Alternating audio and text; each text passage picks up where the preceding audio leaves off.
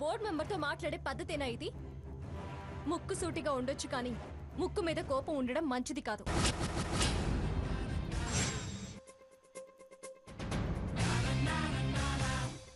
Self respect ఉండాలి కానీ అవతలి వాళ్ళ పట్ల ఇర్రెస్పెక్టివ్ గా బిహేవ్ చేయడం పద్ధతి కాదు.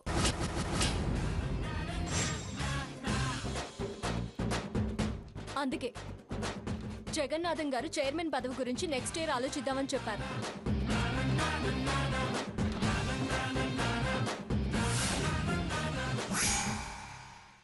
రేడియో ప్రోగ్రామ్ ఎక్స్పీరియన్స్ తో మాటలు మాట్లాడొచ్చు, అవతల వాళ్ళని మాయా చేయొచ్చు, కానీ కంపెనీ డైరెక్టర్ గా ఎలా బిహేవ్ చేయాలో నీకేం తెలుసు?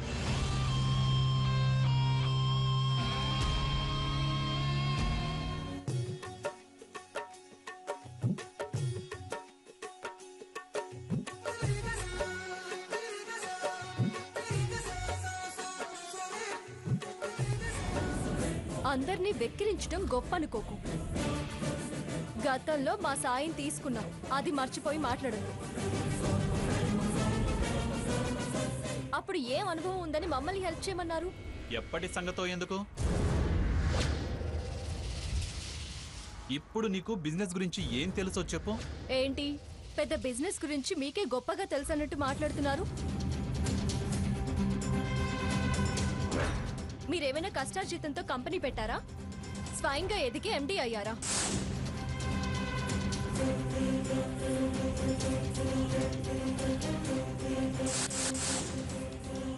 రిక్వైర్మెంట్, డిమాండ్, సప్లై ఎలా మేనేజ్ చేయాలో మాకు బాగా తెలుసు. తెలిస్తే కొత్త కంపెనీ పెట్టుకొని నా పొజిషన్ ని సంపాదించుకొని చూడండి. You're right Sangeet. కొత్తదెందుకు? ఇక్కడ మా వాటా ఉందిగా. దీన్ని నువ్వు ఇంతకాలం చేసిన దానికన్నా రెండింతలు 1 yearలో చేసి చూపిస్తా. ఏంట్రా నువ్వు చేసి చూపించేది?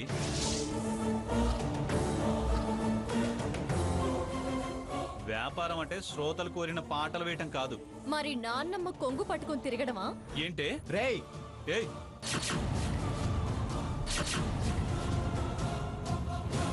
కూల్ సంగీత్ గారు, కూల్.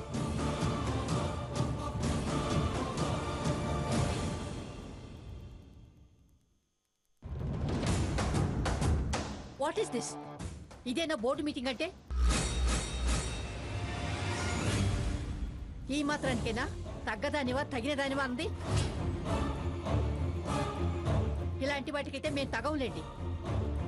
డీసెన్సీ లేకుండా ఎందుకు ఇలా చీప్ గా బిహేవ్ చేస్తున్నారు? మీ పర్సనల్ గ్రడ్జెస్ ఉంటే మీ ఇంటి దగ్గర పెట్టుకోండి. భాగి, అలా మాట్లాడతావేంటి? రెచ్చగొడితే ఎవరైనా ఎమోషనల్ అవుతారు కదా.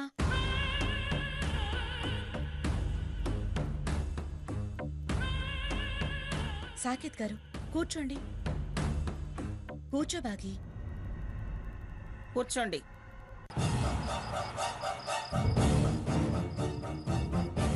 అలాగా వాళ్ళంతా ఎంటర్ అయితే ఇలాగే ఉంటుంది.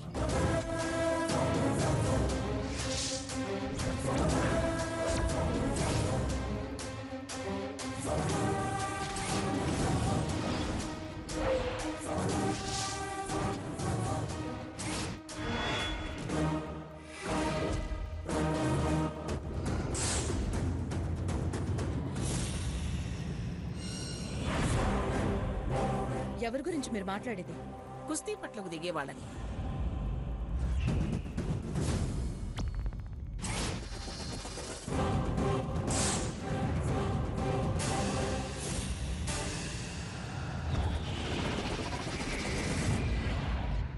మిమ్మల్ని కాదు.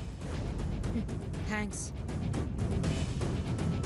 పెంపకాలను బట్టే ప్రవర్తనలుంటాయి, సమర్థతను బట్టే ఎగిరి పడుతుంటారు. సమర్థత లేనోళ్లే తొందరపడుతుంటారు. గుమ్మడికాయ దొంగంటే ఉలిక్కి పడేవాళ్లే దొంగలు. దొంగ అని బయటపడ్డాక కూడా కప్పిపుచ్చుకోవాలనుకోవటం మూర్ఖత్వం. జడ్జి గారు కాస్త ఆగండి. మంగమ్మ గారు, ఇన్ని గొడవల్లో ఇప్పుడు ఈ చైర్మన్ ఎన్నిక అవసరమా? ఆ విషయం పక్కన పెట్టి ముందు మీటింగ్ కానివ్వండి. ఏముంది మీటింగ్ కానివ్వడానికి? బ్యాలెన్స్ కి సంబంధించిన డాక్యుమెంట్స్ అన్ని ఆల్రెడీ మీకు ఇవ్వడం జరిగింది. ఒకసారి చెక్ చేసి డౌట్స్ ఏమైనా ఉంటే నన్ను అడగండి, క్లారిఫై చేస్తాను.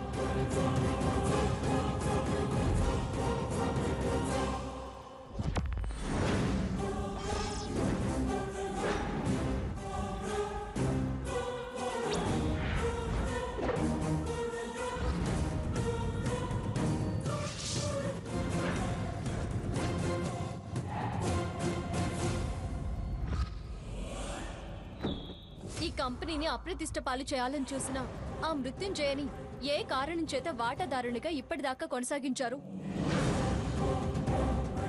Good question.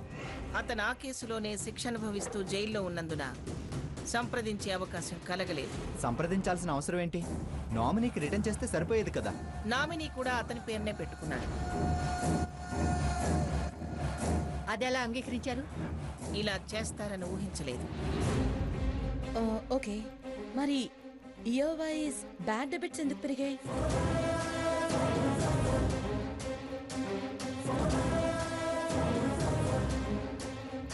రికవరీ చేయకుండా ఎందుకు వదిలేశారు? డీలర్స్ ఐపీ పెట్టారు. డీలర్షిప్ పేరు మారింది కానీ డీలర్ పేరు మారలేదు.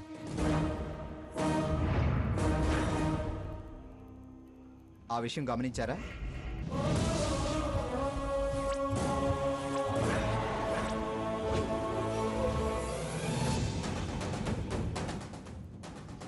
మేనేజర్ గారు, డీలర్ పర్టికులర్స్, అడ్రస్లు, స్టాక్ రిపోర్ట్లు రేపటికల్లా తయారు చేయించండి. అలాగే sir. Wages payments last 4 years నుంచి అలాగే ఉన్నాయి. పెంచకపోతే వర్కర్స్ ఎలా ఇంట్రెస్ట్ చూపిస్తారు? ఇయర్ పెంచితే కంపెనీ మూసుకోవాల్సిందే. వర్కర్స్ కి జీతాలు పెంచితే ఆ పరిస్థితి ఏమీ రాదు. డీలర్స్ ని మార్చకపోతేనే వస్తుంది. ఆహా, మాకు తెలియదులే. నువ్వు చెప్తున్నావు కదా, ఇక నేర్చుకో. కొనసాగుతున్న తప్పును ఎత్తి చూపితే సాగదీయడం సమాధానం కాదు, సరి చేసుకోవడం పద్ధతి. చూడండి మేనేజర్ గారు, లాస్ట్ 5 years అకౌంట్ డీటెయిల్స్ ఒక్కొక్క కాపీ మా అందరికీ ఇవ్వండి. మేము స్టడీ చేసి అడ్వైస్ చేస్తాం. అలాగే మేడం. 1 week తర్వాత మళ్ళీ మీటింగ్ కాల్ ఫర్ చేయండి. చైర్మన్ గారు, అన్ని డీటెయిల్డ్గా అప్పుడు డిస్కస్ చేద్దాం. మంచిది. వివరాలు పూర్తిగా అవగాహనకు వచ్చాకే మీటింగ్ పెడితే మంచిది.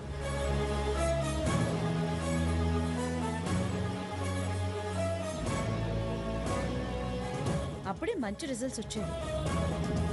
ఈ మీటింగ్ కాస్త ఇంతటితో ముగిస్తేనే మంచిది.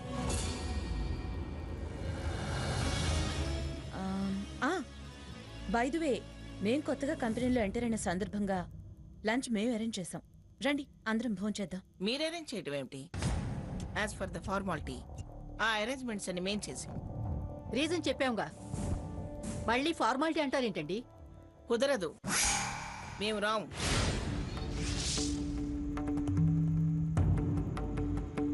సాటి డైరెక్టర్స్ ఏర్పాటు చేసినప్పుడు రాను అనటం పద్ధతి కాదు.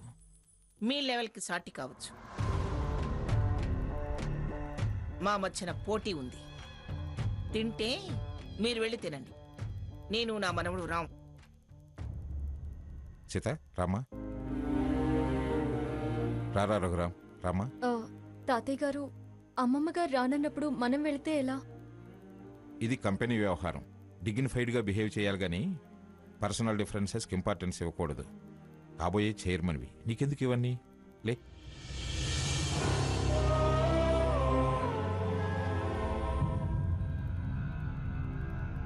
విన్నారు కదా, జడ్జి గారు కూడా అన్నారు, మీ బ్రదర్ వచ్చి మీరు రాకపోతే డిగ్నిఫైడ్గా ఉండదు. అతను అడ్వాన్స్ అయి గుడ్ ఒపీనియన్ క్రియేట్ చేసుకుంటే రేపు చైర్మన్ ఓటింగ్ మీకు నెగటివ్ అవ్వచ్చు. అఫ్కోర్స్ నా ఓటు మీకే అనుకోండి, కానీ మెజారిటీ మీదైతే మంచిది కదా. వస్తే బాగుంటుంది. పద బాగి.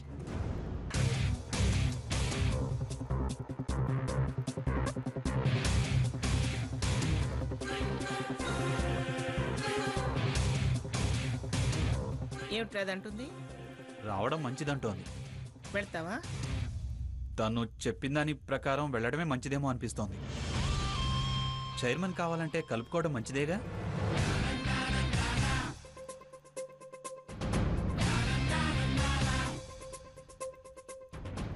నువ్వు కుర్చీలోంచి లేచి పరిగెట్టేలా చేయకపోతే నా పేరు భాగీరథి కాదు, నా మనవరాలి పేరు హారతి కాదు.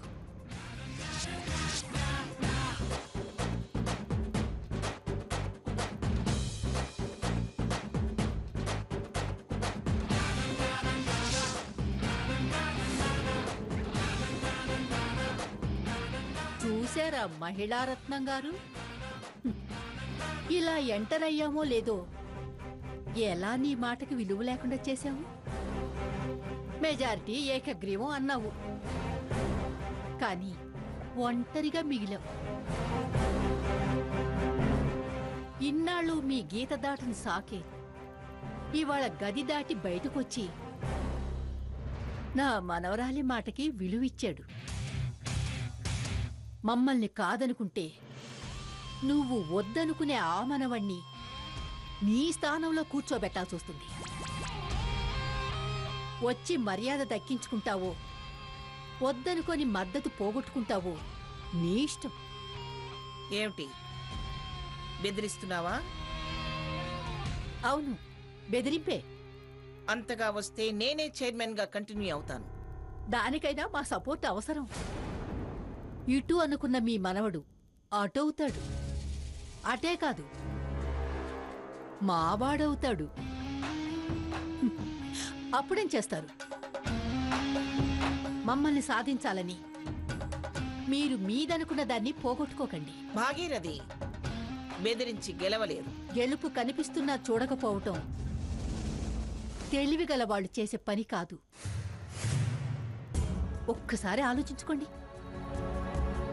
వస్తారులే చాలని మీరు మీదనుకున్న దాన్ని పోగొట్టుకోకండి. భాగీరథి బెదిరించి గెలవలేరు. గెలుపు కనిపిస్తున్నా చూడకపోవటం తెలివిగల వాళ్ళు చేసే పని కాదు. ఒక్కసారి ఆలోచించుకోండి. వస్తారులే. ఆ? భాగి పద. పద.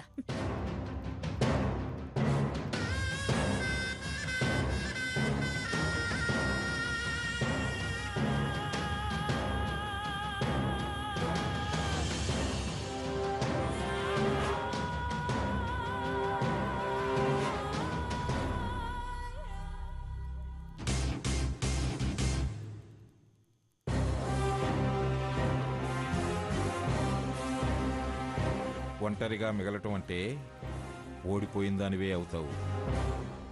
ఇలా బయటపడి నీ బలం నువ్వే తగ్గించుకున్న దానివి అవుతావు. మనం పోటీ పడితే మీరిద్దరూ మేం ముగ్గురం. మనం గెలవాలి అనుకుంటే మనం 5గురం ఒకటవ్వటం మంచిది. రా. నేను రాను, మీరు వెళ్ళండి. సరే, నీ ఇష్టం.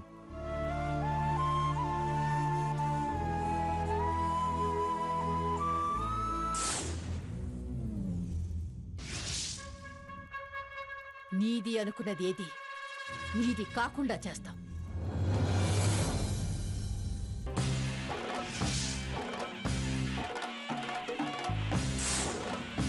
జస్ట్ మంత్స్లో అన్ని తల్లకిందులయ్యేలా చేస్తాం.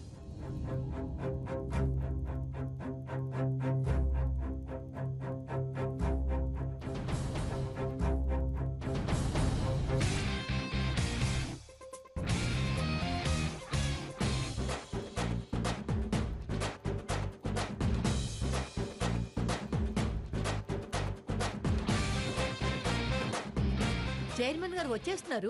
రండి రండి, మీకోసమే వెయిట్ చేస్తున్నాం.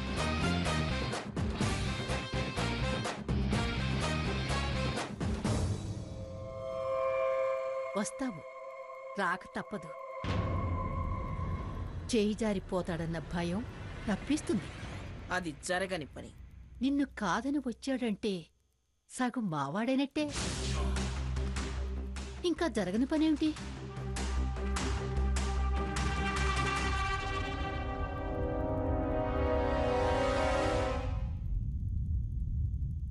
ఇది మంగమ్మ లెవెల్. మేము మంచి దక్కించుకున్నాం, అదే మా తెలివి.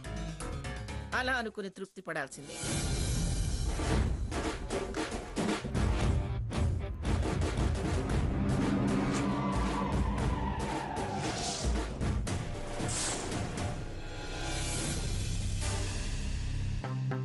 నువ్వు నీళ్లు వదిలేసుకునేలా చేశావు.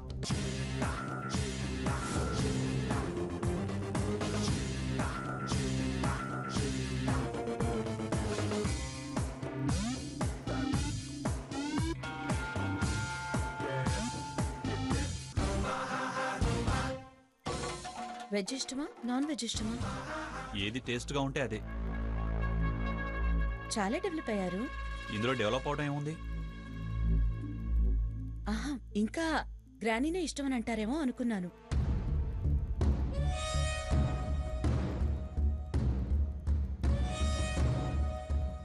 మీకంటూ ఒక టేస్ట్ ఉందని. చాలా బాగా డెవలప్ అయ్యారు. By the way, pulka chicken fry చాలా బాగుంటుంది.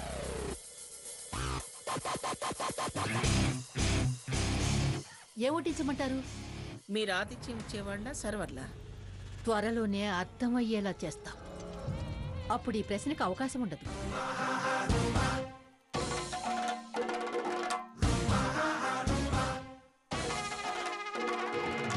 సాకే, ఏమిటించమంటారు?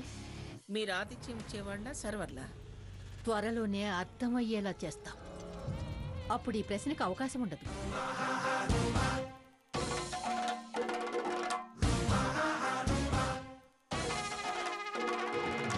సాకే, చైర్మన్ గారు, జనరేషన్ గ్యాప్ ఉన్నవాళ్ళు, వాళ్ళని మాట్లాడుకునివ్వండి. ఏయ్, అది నీకు అనవసరం. తప్పక. రఘురామ్,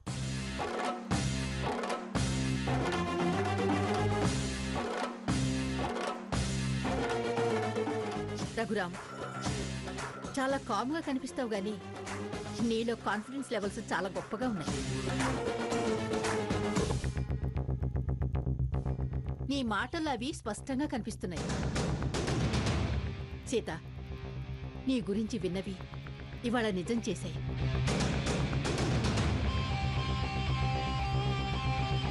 ఫస్ట్ మీటింగ్లోనే చాలా మెచ్యూరిటీగా ప్రశ్నించావు. చాలా అనుభవం ఉన్నదానిలా మాట్లాడావు. మీ ఇద్దరికి చాలా బ్రైట్ ఫ్యూచర్ ఉంది.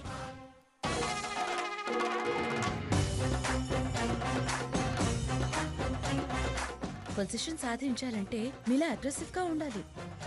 అగ్రెసివ్నెస్ లేకపోతే అడ్మినిస్ట్రేషన్ చేయడం చాలా కష్టం. You're right. మీ ఇద్దరికి కలుపుగొలుతనం చాలా ఎక్కువ అనుకుంటాను. అదే మీకు చాలా హెల్ప్ చేస్తుంది.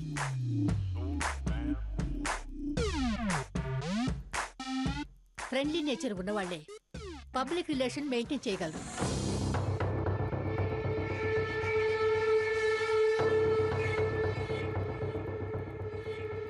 మూడు ముక్కల్లో బిజినెస్ గురించి ఎంత చక్కగా మాట్లాడావు.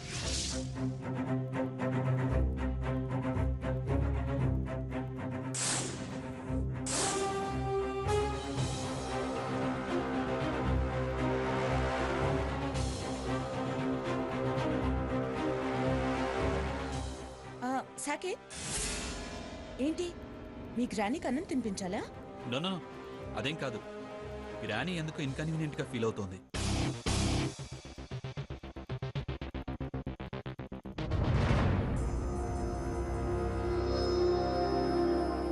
ఇవాళ డైరెక్టర్ అయ్యావు, రేపు చైర్మన్ కూడా అవ్వచ్చు.